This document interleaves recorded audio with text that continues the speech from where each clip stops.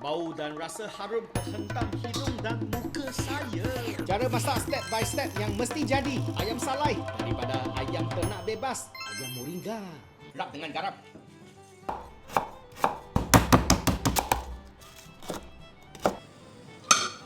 Tumiskan lengkuas. Masukkan 3 sudu gula. Masukkan bahan tumis dan tumis sampai gula caramelize.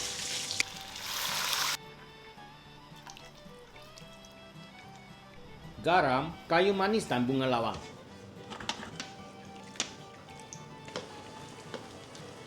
Tutup untuk 30 minit. Lipatkan aluminium foil dengan cara ini. Ini serbuk teh.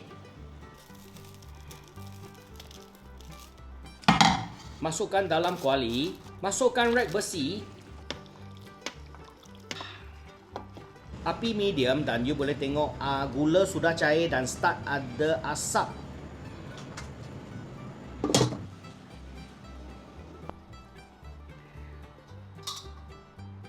Sisa serbuk teh dan gula boleh buang macam ini sahaja. Dan inilah hasil masakan kita, ayam salai.